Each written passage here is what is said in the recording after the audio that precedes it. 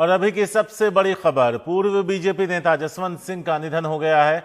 वाजपेयी सरकार में कई अहम मंत्रालय उन्होंने संभाला, जिसमें विदेश मंत्रालय, रक्षा मंत्रालय, वित्त मंत्रालय, इन सभी में वो मंत्री रहे। करीब 6 साल से कोमा में थे।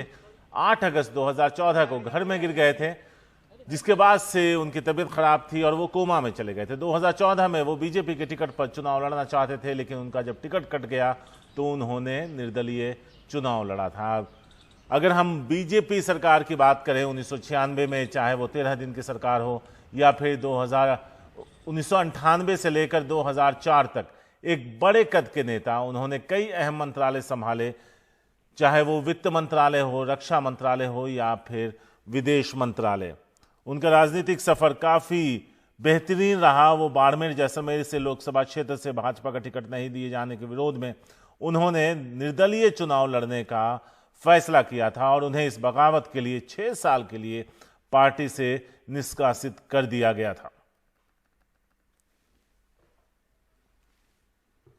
प्रधानमंत्री मोदी ने जसवंत सिंह के निधन पर शोक जताया। उन्होंने ट्वीट किया, जसवंत सिंह जी ने कर्मठतापूर्वक देश की सेवा की, पहले एक सैनिक तौर पर और बाद में लंबे समय तक राजनेता के तौर पर।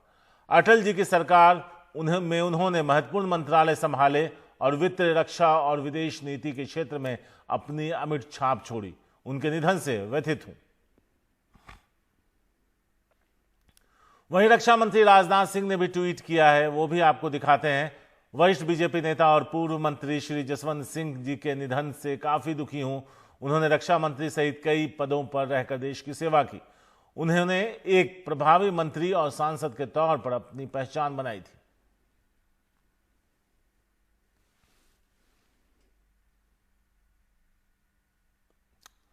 तो ये तस्वीरें आप जसवंत सिंह की देख रहे हैं, जो पुरानी तस्वीरें हैं। अब वो इस दुनिया में नहीं रहे। आज सुबह उन्होंने आखिरी सांस ली। गुलाब चंद कटारिया हमारे साथ गुलाब चंद कटारिया हैं, उनके पास चलते हैं, सीधे उनसे बात करते हैं। कटारिया साहब, अगर देखें तो एक बेहतरीन नेता के तौर पर उनकी पहचान रही और 2004 तक जब एनडीए की सरकार थी तो उन्होंने जो बड़े मंत्रालय हैं उसमें उन्होंने कार्यभार संभाला और अपनी अमिट छाप भी छोड़ी थी। निश्चित रूप से एक सेना में रहा हुआ व्यक्ति लोकतंत्र की इस व्यवस्था में जब से राज्यसभा में गए, उन्होंने अपनी मेहनत और प्रतिभा के आधार पर अपने आप को भी देश की राजनीति में ऊपर उठाया और भारतीय जनता पार्टी को भी उन्होंने राज्यसभा में एक अच्छी पहचान दिलाई अपने विषयों को रखने के प्रतिपादन। फिर जो मंत्रिमंडल में उनको जगह मिली, मैं सोचता हूँ जिस ईमानदारी से और जिस निष्ठा से और जिस मेहनत से इस व्यक्ति ने काम किया और अपने जीवन पर किसी प्रकार का कोई दाग नहीं लगने दिया, ये राजनीति की सबसे बड़ी उपलब्धि मानता हूं।